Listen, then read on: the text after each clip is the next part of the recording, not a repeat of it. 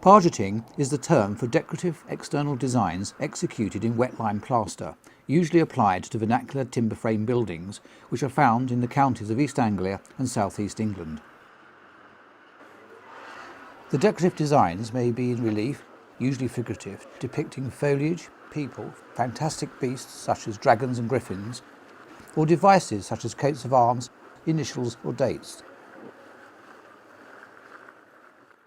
Bill Sargent is an East Anglian plasterer, specialising in the traditional folk craft of lime pargetting.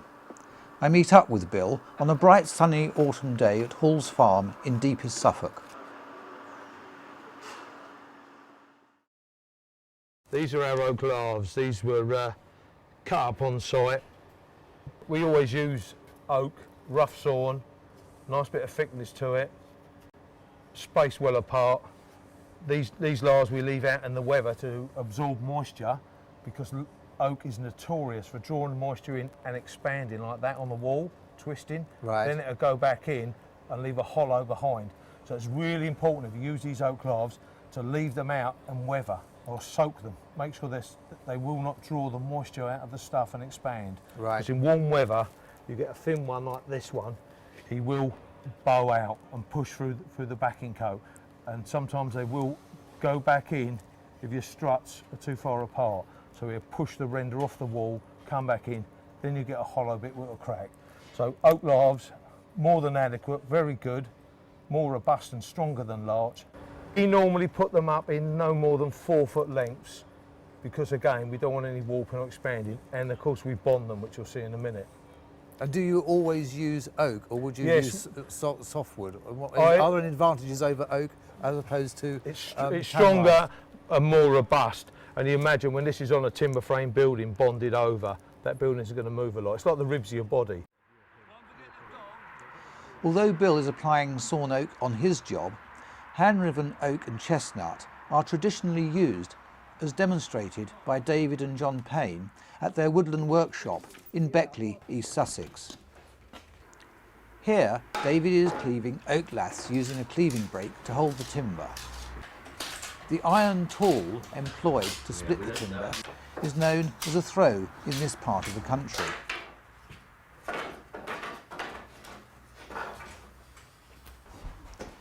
During cleaving, the split may run out, and the skill is in controlling and turning the timber with the other hand to maintain an even thickness of lath, as John Payne shows here cleaving chestnut.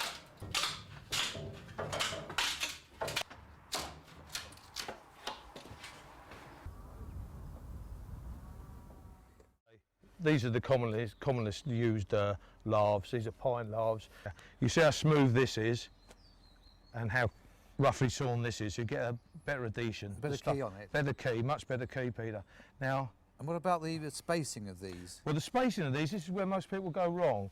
If you look in the textbooks, it will tell you to use excuse me, the thickness of a lath as your spacing. Yeah. So in effect, you're putting it on that much gap between the laths. So when they're fixed to the wall, Right. you've got a small spacing like that, which isn't nowhere near enough for the stuff to get through. The Right. stuff has to push its way through the laths So it rolls behind and the... rolls behind. Well, when you've got Right. a small gap, and that Yeah. is the main cause of failure on Right. timber frame buildings, putting them too tight together. So what spacing do you have on your oak? We laths? put at least ½ an inch, Right. something like that. Too big is as bad as too small, Yeah. but we've found that that is more than adequate. That is fine. And when the building moves, which it does, that holds it. That stuff goes through, locks on and moves with the laths. So if you're unhappy using these laths, why have you got them on site then, Bill? I've got these for an interior job, which is another job we're doing. It is Victorian work, and it's got to be like for like. I see. So we've got to use these laths. It's for ceiling work. Quite a lot. Okay, what he's doing now is just giving the laths a wet down prior to application. By the time he's gone through, Right. that'll be just about moist and just about ready to go. It's very important you don't put it straight onto bone dry laths.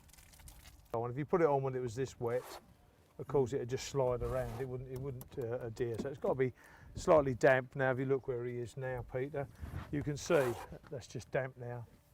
It comes off very quickly. And he's now applying the backing coat or scratch coat. This is the base scratch coat, yeah, which is a standard 3-in-1 and 1. 3 part sand, 1 part lime putty, 1 part fibre. The fibre being equal measure of straw and hair.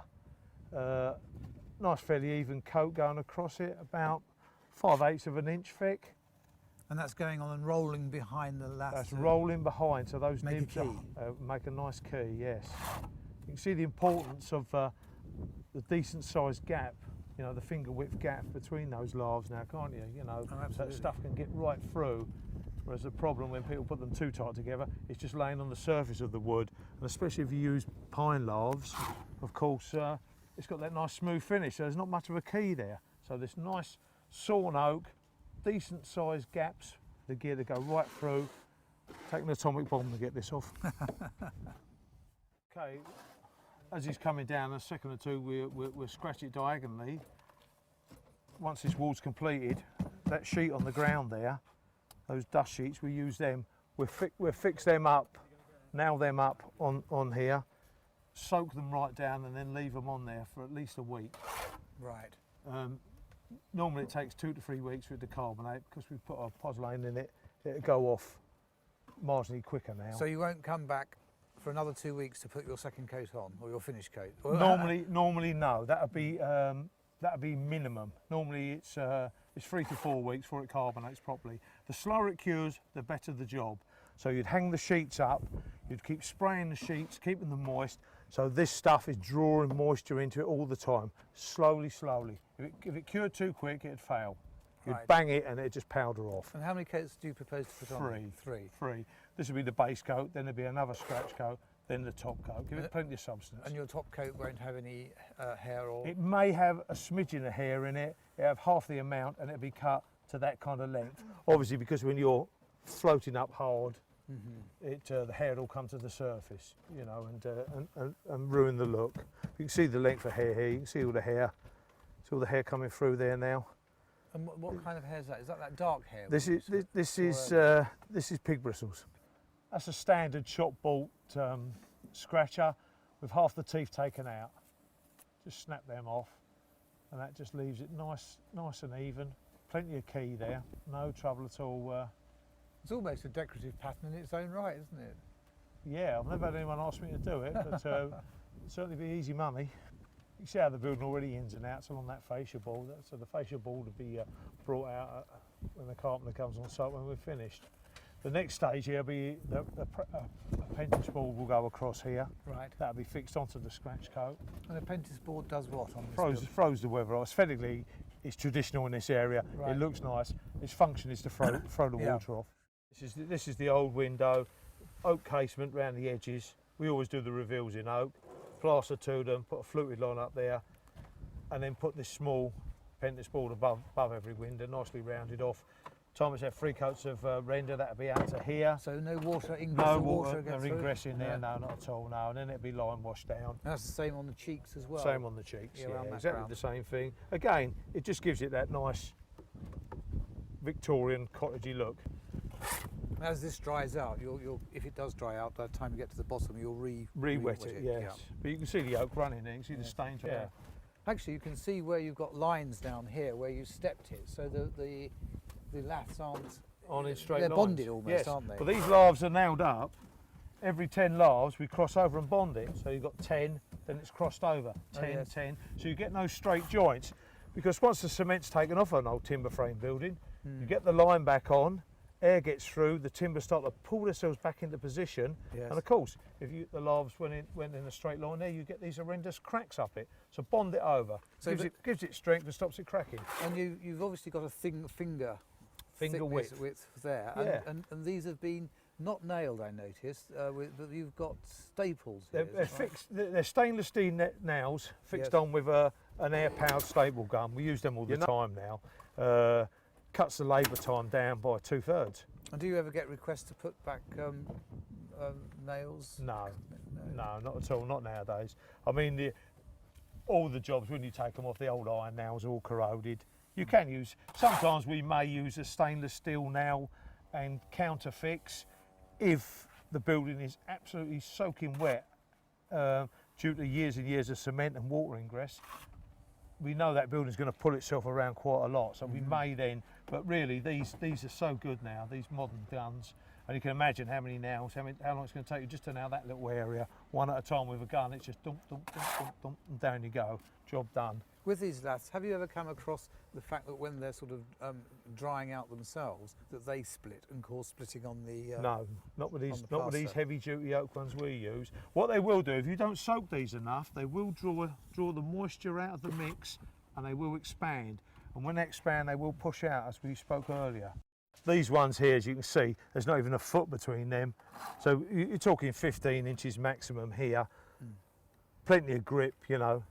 Nothing's going to go wrong here.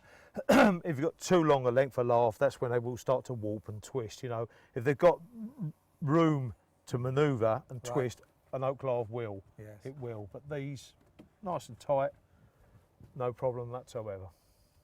In fact, I can't think of one job that we've ever had a problem on with these laths, you know.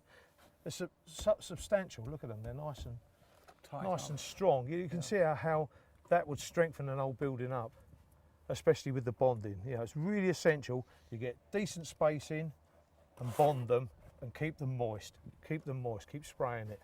You know, the key thing with lime, the slower it cures, the better the job. You can't rush it. I have to say, I do like the other sense that you get from oak is the smell of oak. Yes. The smell is beautiful, isn't it? Yeah, it is. It is. Everything we do is oak. It's all sourced locally as well. The guy lives about 1.5 miles from here, that's all. You know, and of course these laths here are cut from a tree off of the farm. And of course it's all natural and green. Yeah, it is, yeah. Renewable resources. Yes.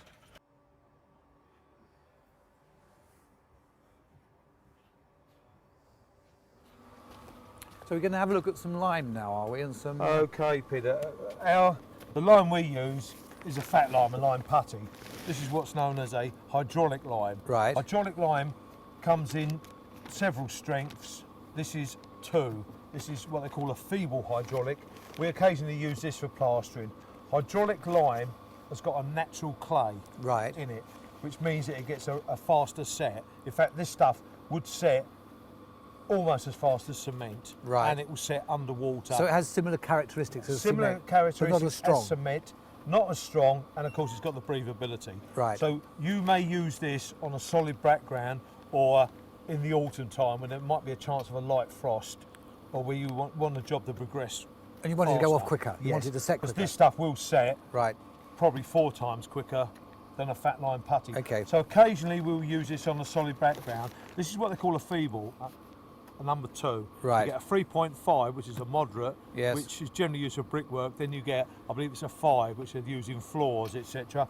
They also have brought out a 1, which I've had no use for at all. Can we have a quick look at this inside and have a look what it's like? Just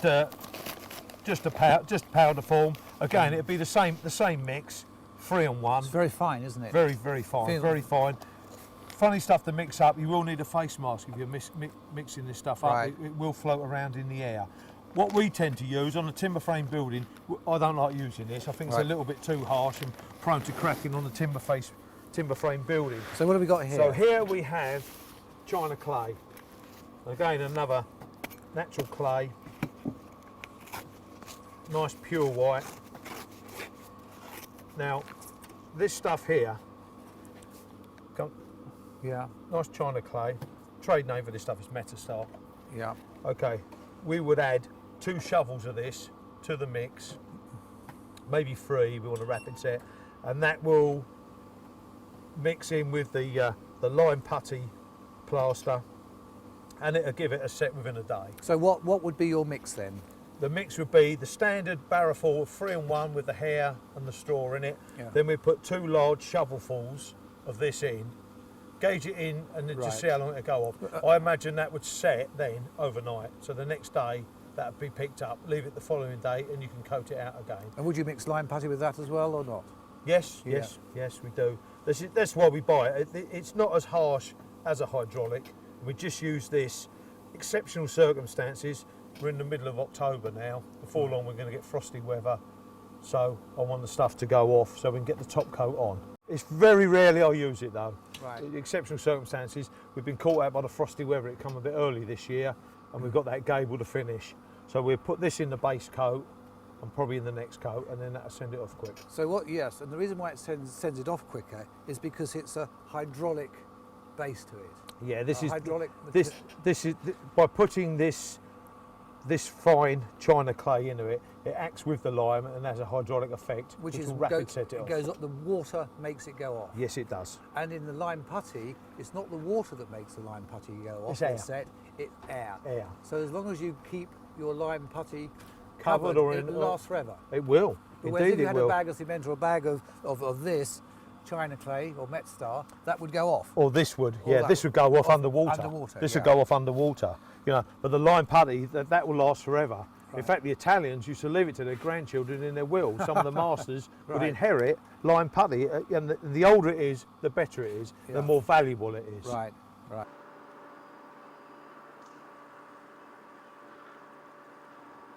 We've got some hair here. This is the material that you mix with the mortar. This is a fine goat hair, nice and soft and flexible. See how it bends. You tease it into the mixer with your thumb and forefinger like this.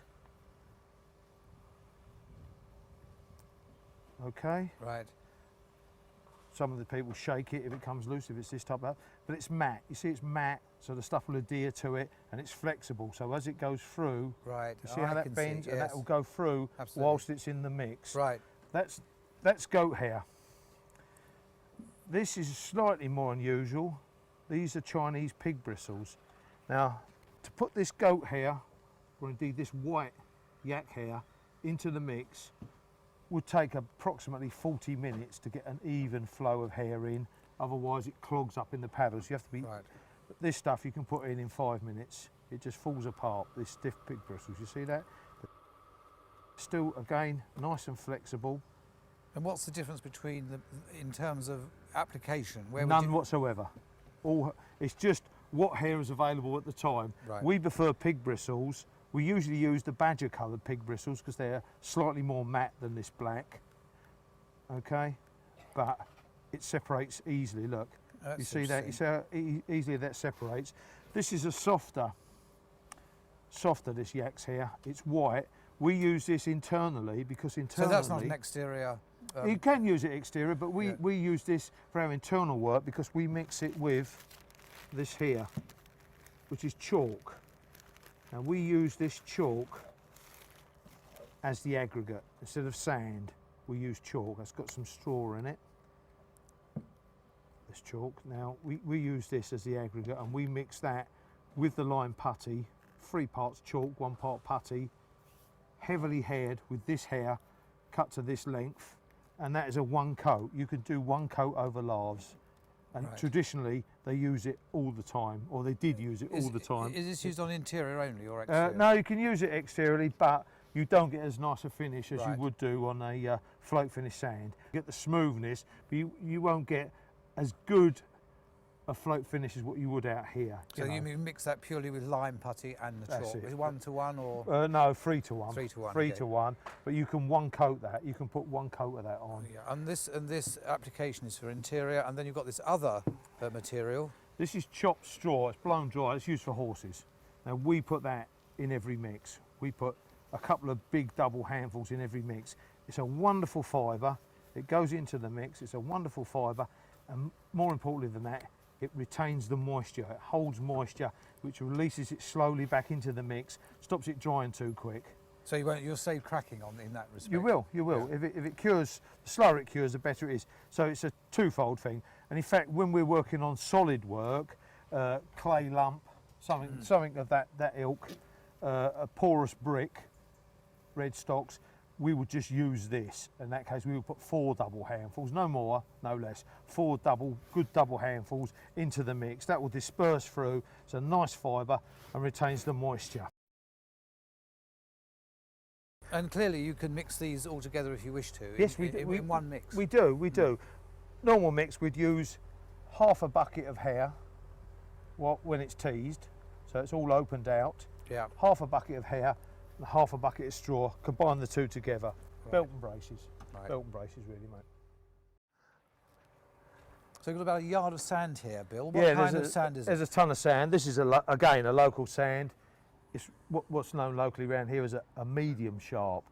It's got plenty of aggregate in it, but the aggregate isn't too large. Obviously, for top coat work when you're pargeting, you might be doing some fine work, so you don't want large aggregate and stones coming to the front. It's a bit of a myth with sand, really, Peter. You could use a sand with plenty of large aggregate and it can still crack. People think if you use a sharp sand, it won't crack. Well, it will. This sand here has got aggregate. It's a regular shaped aggregate. If you roll a sand in your hand and the aggregate rolls around on the palm of your hand, it's not really much good. It's a floating motion when you're plastering that compresses it in. And if the aggregate is round and just rolls around under the throat, you're not compressing it. So what you've got to look for is uneven shapes in the aggregate and various sizes. You can push them together. The lime will get in between the aggregate and adhere to it. So it's coating each particle, really. It is. It is. We've been using this sand for a good 20 odd years. And do you use this sand on the backing coat and the top We use coat? it on every coat. We use it wherever we go. What I tend to do is if we find a material that works, just stick with it. It's such a nice, fine, workable sand that you can parge it with it. You can do anything with this sand, you know. So as a good rendering sand, we use this all the time. It's very similar to a sand you'll get in the London area called Leighton Buzzard, which is a redder sand. But it's the same sort of consistency, the same aggregate shape and size in it. But of course, throughout the country, because of the geology of the area, you're going to get Different sands sands, and different colours sands. to suit local requirements. It is, and a lot of it is error and judgment. You could try a sand and you think it'd be fine. We had an instance of that a while back. We was out of our area. We used a local sand, a real nice sharp sand. We thought, and it cracked like anything. So it is all trial and error. And when you find a good sand like this, just stick with it. So this is the lime here. Yes, this is the lime putty. We have that delivered on site in these 40-litre tubs. Right. Comes up from the West Country. There are no manufacturers of lime putty in East Anglia anymore. This stuff is dug out of the ground and put in the kiln up in Derbyshire, I believe. Right. And it's sent down to the West Country. It's slaked in Somerset. So basically it's limestone that's been put in a kiln. It then comes out and is slaked. Yep. And then what you get is the finished product. It's the here. finished product, yeah. It's left to sit for a minimum of 3 months. And there's no point in spending your time getting the lump lime, which has been burnt, Oh, God, no. and slaking it yourself. No, not in this day and age. No. You know, you can just send away, work it out. We use 8 of these tubs per tonne of sand. Right. Per tonne of sand will do 25 finished metres of wall, 2 coats. Right. So really, you can go to a job, measure up your meterage, order up enough sand, always go a bit over because you're always going to use more than what you think. Order up that, tip it out like that, then start mixing it, then stacking it up. Is it dangerous in this state? You've got to watch it. It will burn your skin. Wear rubber gloves. Always wear goggles when you're working with it because it gets into your eye and of course it burns. It's lime. I mean, they used to use lime to dispose of bodies. You know. Of course, because you're not slaking it, you haven't got that dangerous No, element of not at all. of all the bubbling and the heat and all the rest of it, where it is quite dangerous. And Yeah. that's when you're disposing of your bodies. It's just common sense, health and safety. Yeah. Wear goggles. We use this lime 99% of the time. Right. Occasionally we may use a powdered hydraulic lime, only on a solid background, brickwork or something like that. But 99% of the time we use this fat lime and we get on fine with it. And how do you mix all this up? In a pan mixer, we use one of these pan mixers here. Should we Should we go and look? at that? Yeah. Mixer we use for the first mixing. What kind of mixer is this? Standard pan mixer. These are made in Norway. It's only a small one. They're very good at mixing up for the first coat. Oh, Right, so we start her up and mix the first one. absolutely. What have we got inside it though? Can you just explain what's inside here? Just these twisting blades. They come off for cleaning. And what's the difference between this type of mixer and the ordinary? A bell mixer's got paddles in the side of it that don't rotate, so the stuff is pushed through the bars. This works its way through the mix. Mix it up a lot quicker and a lot thorougher. So really, this cuts down the mixing time by 50%. Right. So we can mix up the first lot, stack it all up and put it in a heap so we can get this done. You know, you imagine when we first turn up on site, average cottage, 8 to 10 tonne of gear. So, you know, a couple of 3 days it's done with one of these mixers. Can we fire it up and see We what can happens? fire it up.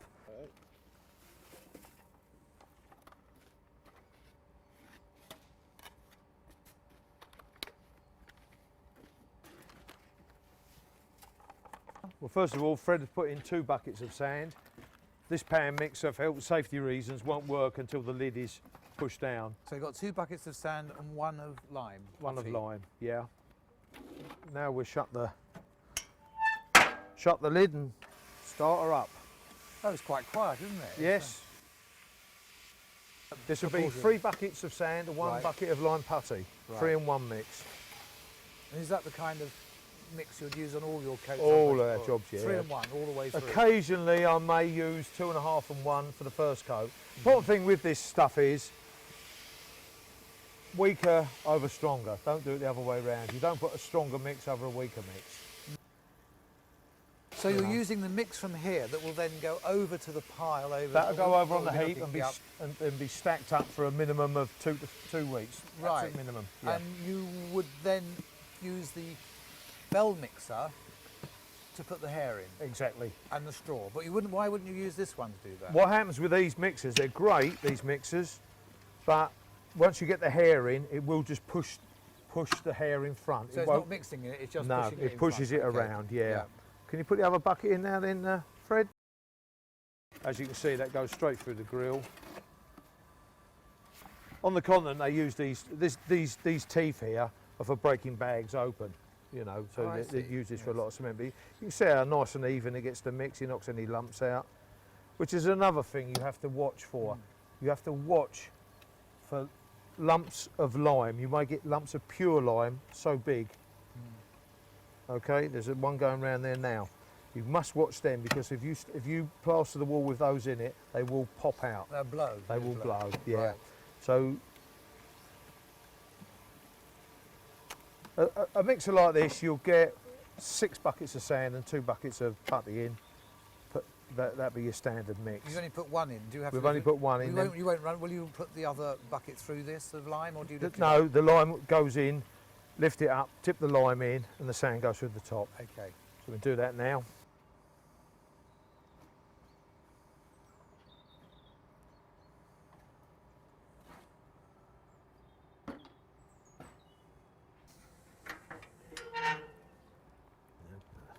Always stand back from the mixer when the lime's going in so that you don't get any. Right, now we'll shut the lid on that and start her up, and away we go.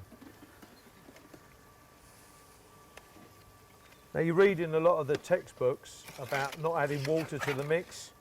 Now you notice we haven't added any water at all to this because that sand has been, we've had the sheet off of that sand and we've had a lot of rain recently. Right. But would you ever? Would Yes. you ever put water in yes, it? we do. The stuff has got to be workable. It's ludicrous to think that you're going to put a 40-metre gable with dry stuff on. You know, that's okay for doing little patches with a gauging trowel, but in reality, if you're plastering that stuff up a wall, it's got to be flexible. You've got to have water in it. You know, the stuff has got to be workable. It's common sense, really, isn't It it? is common sense. I mean, okay, the more water in it, the more shrinkage you get, but it doesn't really work like that, you know. Okay, so that's the mixer full now. As you can see, it's going around nicely. That won't take too long. Now, of course, once this gear's mixed up, this lime putty, and then it becomes mortar, Yes, that will last forever, won't it? it will last forever. Providing It's covered. it's covered with water or a sheet or something, as long as the air doesn't get to it. As long as you don't get too much air to it, but even if the air gets to it, it only hardens up the surface by this much. But this is interesting because this is the reverse of cement, where with cement you put water with it, Yes, you do. You do. but with lime you don't. No, no. I mean, you see, that's more than pliable. Look how lovely that is. We've had a wet summer, but we would, normally a mix like this, we'd use a bucket of water, Fred? We'd use a bucket of water, wouldn't we? Yeah, we'd use a whole bucket of water in this.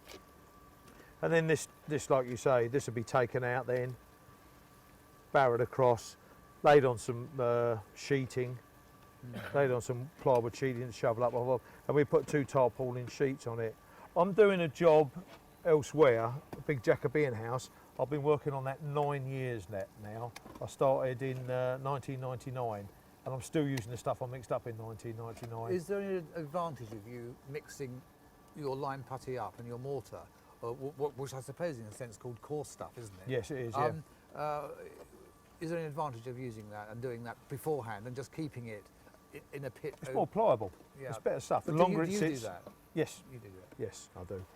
The longer the stuff, we've got stuff stacked here now from other jobs. There's always some left over, and we just stack it up to the following year.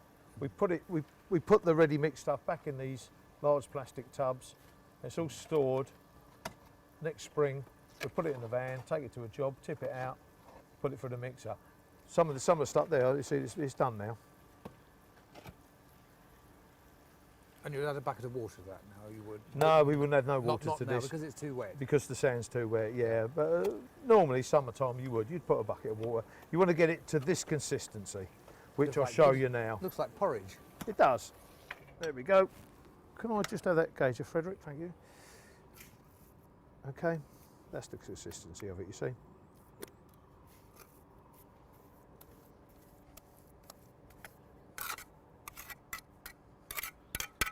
My next question is, how on earth do you get that out of there?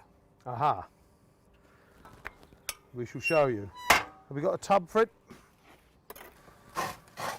And out she comes. Oh, it's straightforward, really.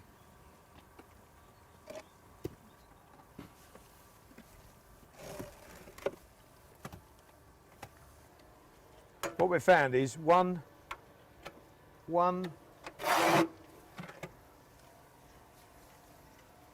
tub of putty and 3 tubs of sand is 1 barrelful. You know, so you've got 160 litres of stuff. Then there are 40 litres in every one of those tubs, and that is a standard 1 barrelful. We'll do 5 square metres on a scratching coat. You get 40 square metres per tonne on the backing coat. You'll get 25 on the finishing coat, because a lot of the stuff is going through on the lathes. So what have we got here? This is Bill? the stuff this stuff here has been mixed up 6 or 7 weeks now, Peter. As you can see, it's just right. What we do, we mix the stuff up to start with, gauge it out 3 and 1. We mix a good banker up. Maybe, I think there's probably about 12 tonne of mixed up stuff here. Right. Put it in a big heap, cover it with sheets and dust sheets, keep it moist, and let it sit. Minimum 2 weeks, absolute minimum, I think. What it does, lime shrinks. Lime shrinks. So once you've mixed the lime with the sand, let it bond together. So instead of it being lime and sand, it's lime plaster. It's the two are amalgamated. It's one thing. Reduces shrinkage enormously. So at this stage, you haven't got any hair in or straw in? No, we don't put the hair in until prior to application. Why is that? Lime will rot the hair.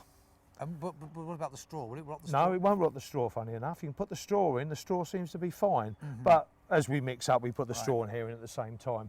So basically, it's mix the stuff up, stack it, cover it in plastic. We do that first when we arrive on site. Then we start taking all the cement render off, do all the oak lathes, do all that kind of stuff. That takes us normally a couple of weeks. 3 weeks would be better. The longer it sits, the better it is.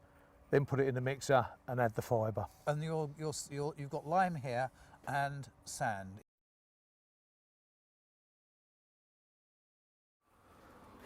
Okay.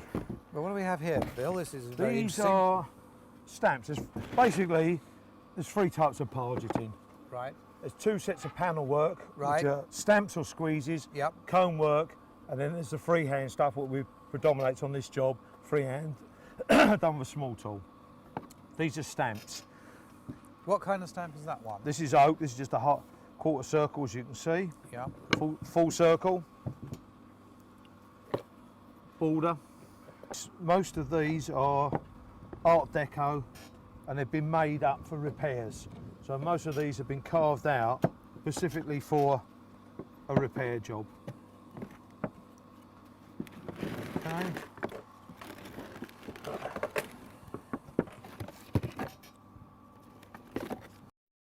And that is a grate maker. What? A grate? Grate maker. Someone made me that about 35 years ago. Well, that makes it look like a little ball, a That's grate. it. It doesn't work, but It's a good idea. it's a good idea. Yeah. Indian press for dyeing cloth. Right. Okay, I'll just use that sometimes. This is the commonest stamp, this one here, which is pushed in this way and that way, leaving that impression. Okay, so those are stamps. What you do is render the side of a house, mark out in panels, and just as the stuff is right, you dip these in water. We've got a selection of tools here now, Bill. Explain them to me, please. These tools here are called flutes for doing half-rounded moulds. Is that like we have here? Is that like Exactly the same. This is the actual tool that was done. That you see, you run that along there. Right. They vary in size from this size to this size. And where would you use a very large? You'd use it in some work. On high up. So Some work high up, yes, rolling. I use these internally on angles, on window reveals, so you bring that shape down and then you've got a nice round. Did you make to these go with. yourself? All these tools, no, someone made them for me, yeah. Over the years, there aren't any tools for pargeting, you just have to make do.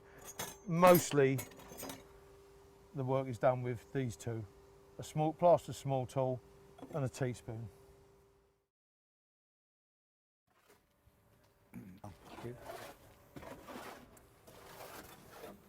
Of course, that's drawing the moisture in. Dries rapidly, doesn't it, when it's Yeah. bone dry?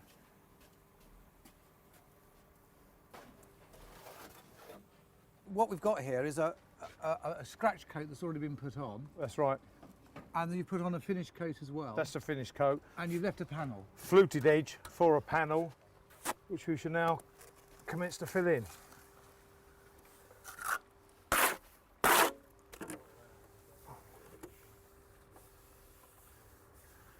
About 5/8 of an inch thick, maximum.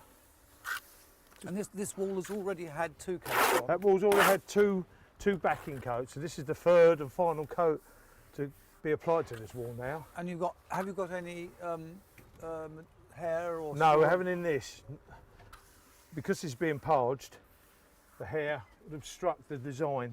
So when you come to parge areas, you don't have any. Only hair. unless if I'm building something up in fairly heavy, thick relief, then I'd have real fine cut white hair in it, so it isn't noticeable. But for something, That'd be the yak hair. that would be the yak hair. Right. So you've applied the plaster with a steel trowel and a hawk, Yep. and now you're. Just giving it one gentle float over. The thing with this cone work is the design has to be done while it's still really wet, so you don't get a chance to hard float it. Normally you'd hard float this wall. What do you with a mean by hard float? A vigorous circular motion as it's going off to compress the aggregate together. But now you don't really have a chance with this because you have to do this design whilst the wall is wet and tacky. If it picks up on you, you're in trouble. On a decent sized frontage, you'd have two guys putting the stuff on in front of you. You'd have one ruling up and floating whilst I'd come along and mark out my panels and do the patterning. So you've got a continuous flow because you can't afford to get joints in this kind of work. So how do you cope when you're doing an uneven wall surface of a timber frame building? You have to do the best you can. And you don't This really. is, this is fairly uneven here, Yeah. but you know, it's good enough. So then, always keeping your tools moist. You'd hold a spirit level up. It's one of the few times when I'd ever use a spirit level.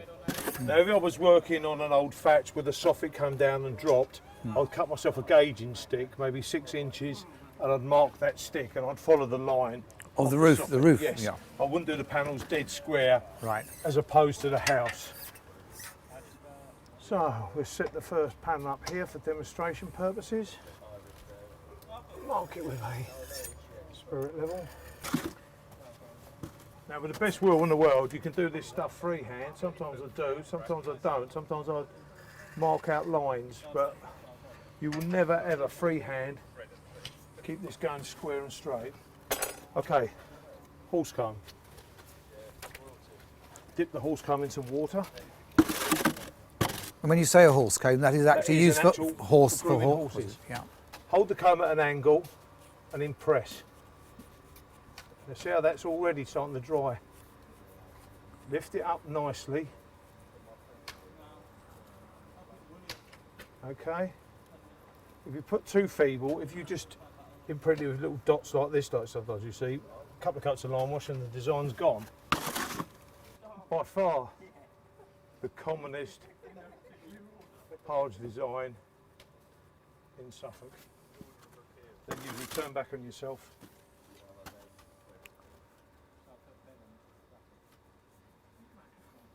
Again, you see how we're raising it?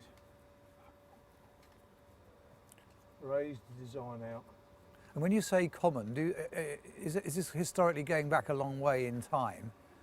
This particular one does. Yeah. I believe this would go back as far as the Elizabethan period, these chevrons. But it certainly had a massive revival during the arts and craft period. There are literally hundreds and hundreds of houses in Suffolk with this design on them. Now if you wanted, you could measure that line and put yourself spirit level lines all the way through and keep it dead square and straight. But I certainly don't bother with that so much. I never did years ago. And to give that an authentic look. And you would take that through the whole panel if you were doing it? Yes, you would do. You'd take this through the whole panel, but for... and is it actually necessary to have a panel? I mean, could you do it across the whole wall without any... No, you wouldn't get the whole wall done. You'd have to panel it out. Now, what I'll show you why I'll stop there in a second. We'll see how the gear's nice and fat and raising up. So when this has been lime washed, it'll still show relief. That'll still show relief, yes. And what you do then is mark this line down. And you mark this line down.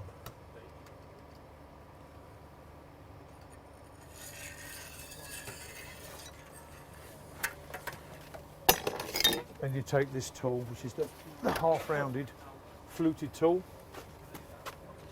and you bring him down on that line.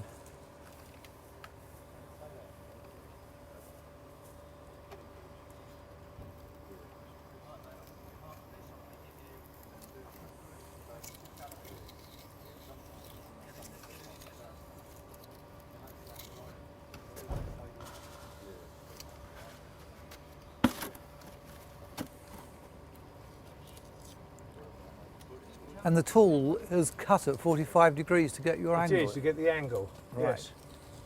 So you run him along.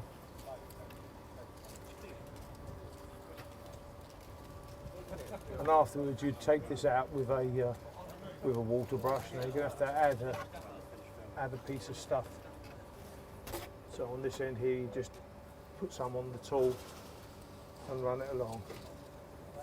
In this area, these tools are called flutes. I don't know what they call them elsewhere in the country, but I don't know why they're called flutes, but everyone refers to them as flutes. This one is called Suffolk rope, and the comb is held at an angle. It's brought nicely round, up, then he finishes. Then he's brought round, up, and he finishes. Brought round, up.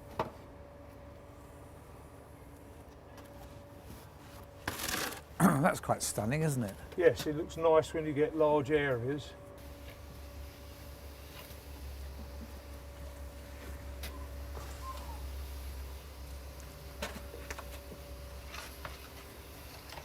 And again, you would really want to put lines through with this one because it does have a tendency to open and shut this pattern. And how far would you go down on a wall? Would you go all the way down to the bottom before? No, you'd set this up in panels. Right. A 2 metre square panel would be yes. more than big enough. Right. It'd be drying before you could complete yeah. the pattern on that. So we could use those stamps now if you like, Peter. Right. You want to Where hand do I me out put some? oh, here we are. What do you call this design? I don't know. Ridge design? Ridge. It's a ridge square. A ridge square. Or it's also known as a Welsh tile. A Welsh tile. Yes, because it Originated in Wales? At one time, you used to use the Welsh floor brick, the Welsh floor Oh, quarry I tile, see, yes. which had those ridges on. Oh, that's interesting. So you wet it. And Wet it. Why are you wetting it? If it's put on too dry, it'd lift the surface of the material off. And it's just a matter of lift him off, reverse him round. You see? Now, as it's getting a little wetter in the centre there, you see a slight bit of movement, but that'll leave that impression there. A little bit deeper there, and then I'll try the half round. What we do, these would overlap each other like so.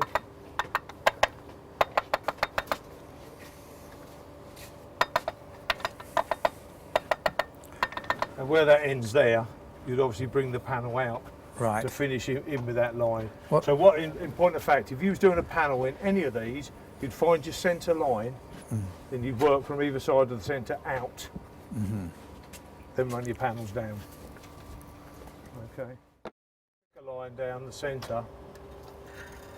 Now if you're doing panel work, what you have to remember is your panels go around doors and windows. So you want to try and keep things even. So you start in the centre, work your panels out, and wherever they end, then set these fluted panels down. We put the squeeze on the wall, lightly tap him in, lift him off. Lift him off. Now you see this one will go over. Yeah. So how do you get over that problem? What you do is, this would be gone, and you'd set your panel up there, and then you'd go across to there with it, you see? Right. You'd set these up, then set your panel down. So what we'll do is, we'll float this line out quickly, and demonstrate that for you.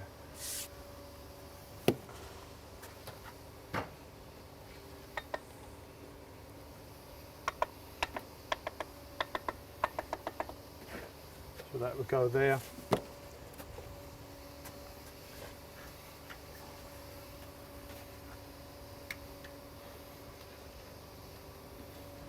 And then you bring your line down.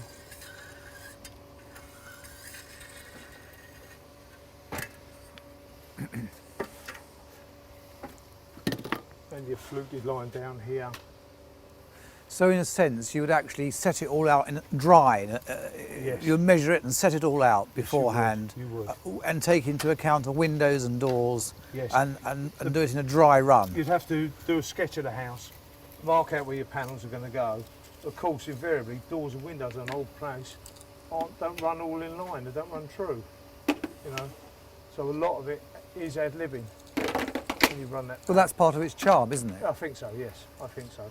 It's really important though that you could set your panels out beforehand with comb work, but with stamp work, you've got to do the stamp work first, then set your panels out. You can work from left to right or right to left if you wanted, but in my opinion, start in the centre, work out. And how does this pattern now continue on your next row? It goes under. This one reverses under. This one here would overlap somewhere down here, you see. You leave a gap in it there. Now what happens when you come to this section? Again, you'd have to do we're half of one. We're going to do half Half of of one, one. and then just fit And and flute make over it. So yeah. you'd set all the patterning Right. out beforehand. These, again, these two panels were for this arts and craft job we done a couple of years ago. You see how the water comes off of that because it's got Oil. oil on it. It's well oiled. And again, you'd start in the centre of your wall, square the panel up, square the. There, you can just see it. Can you just see it? And leave a small gap between it. It might. And this one will go. Oh, that's beautiful. Which is a very nice one, that one, isn't it? It is lovely. Okay. So Who carved it for you? I did. I've done it with a Dremel. Oh, really? Yeah. Oh, that's superb. Okay. So that's that one, and then of course There's a circular one here. I'm trying to get this one going. okie dokie.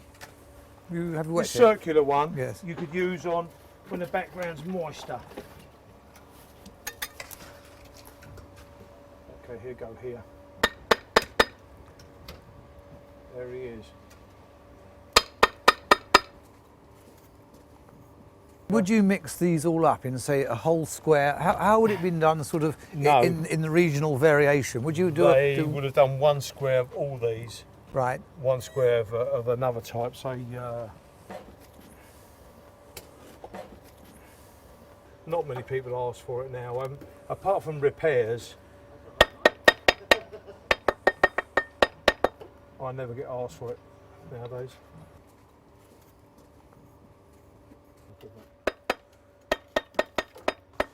So it's keep them moist, tap them well in, and lift them off the same.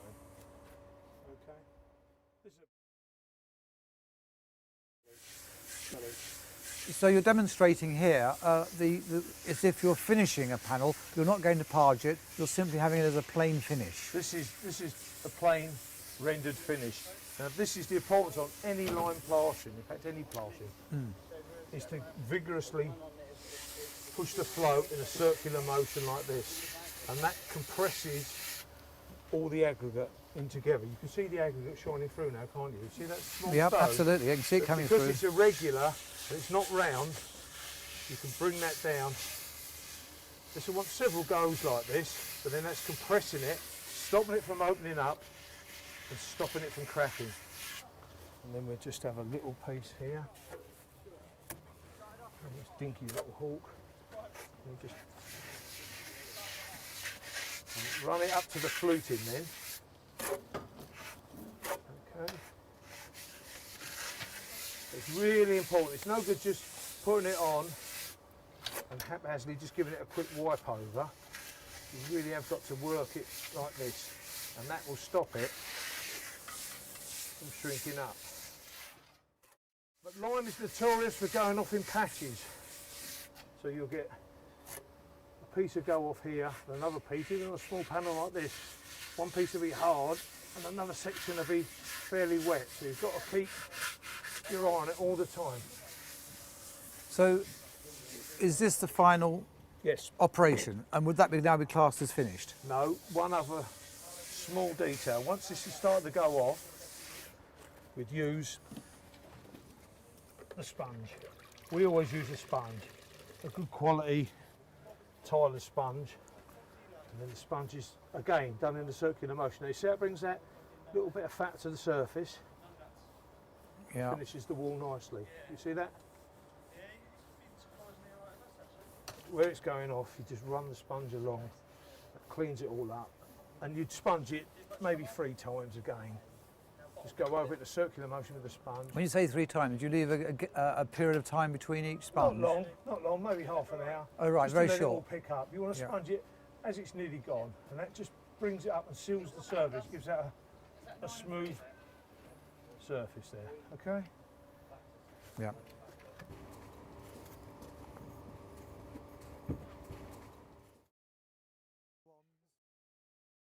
So we'll start with something like that in the centre here. Here, yeah. Yeah, fine. That'll be wonderful. Okay, let's do them round. So I'll do them in this sort of Jacobean style. Well, what you find is that most of these mammals in this style have this body shape that comes down with a barrel chest, comes up to the hocks, and the leg will come down. Leg will run up, turn back on itself like a vine. Then the leg will come up, turn back on itself on a vine, and then that would roll away in a vine. And we bring him up a tail, like so. Rub that little bit out there. Leg coming down. bring the front leg round, like so again. Okay, so you'd stand back a couple of feet and have a look at it. And you can see you've got the general shape now, haven't you? Yep. Of a hair running. Then it's just a matter of the faithful marigold glove to hold the stuff in. Because you don't want the lime mortar on your hands, do No, you? and it's too awkward to work on. It dries the the hands out and And burns. what I would probably do is bring this up just a fraction leaner, because if you look at any of the old drawings and old work, that's it, they're always barrel chested and lean. Then you'd start to bulk him out.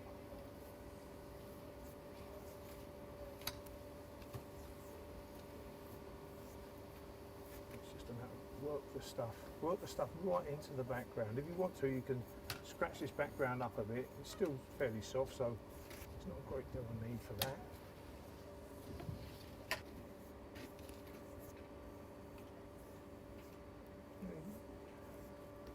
It's just a matter of roughly. You're following your outline, aren't you, really, and filling in? Yes, that's exactly what you're doing. You're just roughly bringing him down. Put the bulk of it on, and then. I notice you're not putting any hair in that. Does that matter? No, it depends. Not on a light thickness like this. If I was coming out any thicker, then I would probably put some cut fibre in it, some cut hair, cut really small. And if I was coming out even further, I would use an armature, which you could use stainless steel wire to build out the shape and put some stuff on it and leave it to harden up. Because traditionally that would have been wood, would it? It would have been twigs with straw in it, bound together and then coated up. That's exactly what it would have been, which is what I would do. I would put a cluster of twigs bound up with straw inside, pinned to the wall, and then harl a coat over it and leave that to pick up and then work from that. So you've got something firm and solid on the base there. Okay, then we're bring this round. But the thing with Pargetting is you must have plenty of these lovely curves. So everything, you see how his chest comes down and runs up to the groin? It's all flowing, isn't it, really? Yes. Flowing. Everything's got a flow. Otherwise it just doesn't look right. Bring him round. Then you can start cutting away and working on him. Then a little hunch on the shoulders, just because he's running, giving him a little bit of confirmation and bulk and muscle. And then bring that ear in. Because you have a particular interest, don't you, in animals and birds? And Birds I do, yeah, but I've got 5 dogs, so I'm always walking around the countryside. So you're always looking at things. But most of this stuff comes from church work or old drawings, you know.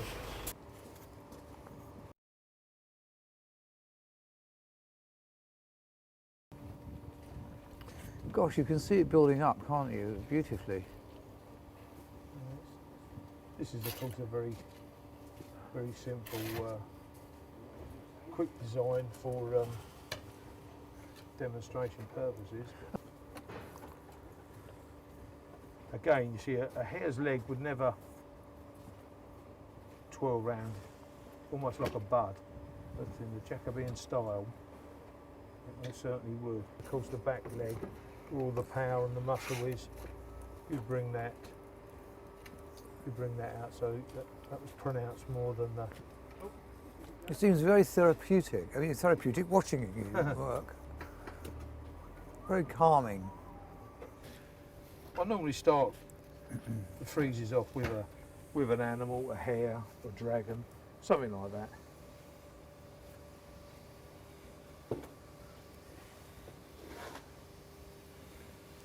Which animals do you like to parge, if that's the right term, parge for yourself? This is the commonest thing I do, is a hare. I mean, I must do 20 hares a year at the moment. You know, it seems that everyone wants hares. At one time it was cock pheasants, but the one I like doing the most are the dragons. Oh, they're lovely, aren't they? Yeah. Now, take a nice deep line out for that. Okay, and bring him up and down. Some people would measure these and get them dead exact, but I don't bother. I just swerve it along, so it's obviously hand moulded then. Okay. We'll flatten him down, make him look a little like flat work. But it has that wonderful characteristic, doesn't it, of handcrafted. Yes, and so it should have. It doesn't have that mechanical feel of having it something that's a mould and then applied. You do see a lot of that now on new houses, these precast, done in stone resin and put up, but because they repeat themselves so evenly, they just look like an obvious cast, and I don't think that would readily apply to a... Well, you're losing the skill, aren't you, there? You are. You're putting on leaves now, aren't you? Yeah, just put on the leaves. Again, leaves don't curve like that, but you've got to stylise it a little bit, so we'll put the leaves on. Slightly scratch it to get a key, put this final one on. I noticed that everything seems to be running down of your cutting in. Everything Is that for has to. Yes, is that for a particular purpose? Yes, it is, to stop any water from sitting in the design. If any water sits in there and freezes during the winter period, then it could affect it. And so this here, just push the small tool in at an angle and raise the edges to those leaves. You see how that's raising up? Yeah. Same here. Push them in and raise it up, and then It's all running down, isn't it? Everything will run down. Yeah. Find your centre line and draw it round at an angle, and then push it in and raise that up. So when that's all line washed, you won't lose any of your design.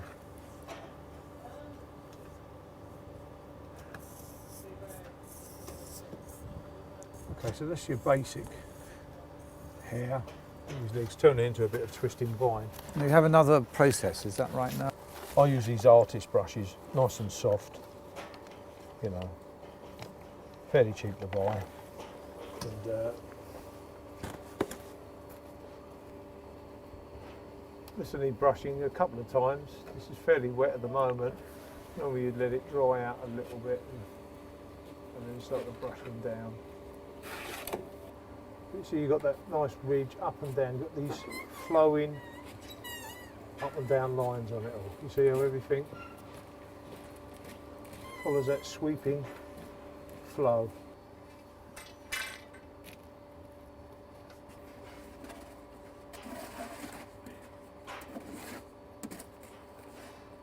And that gives a nice textured surface then for the line wash to adhere to as well.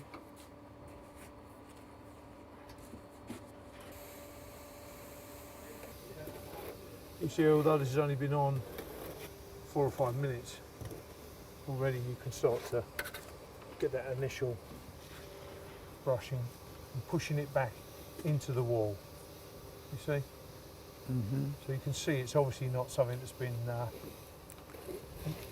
moulded, cast, and then stuck on. You're sort of taking off those rough edges, aren't you? Yes, It's been we are. cut We're and it's taking off softening all the whole design. Yes, and merging it. You see how that's merging it with an almost dry brush now. You should be 100 foot away to appreciate pargetting. You've got. And do you find that the taller the building, the deeper the greater the relief? Yes, yes. The higher up, the further you are away, the higher the relief. And you adjust that accordingly. I do, yeah. As you're brushing it in, Bill, it appears quite clearly to me that the whole thing is beginning to look ancient. Well, yeah, this is the idea. If I brush it in, once it's had a few coats of lime wash as well, that really tones it back, and it gives the appearance that it's been here for a considerable amount of time.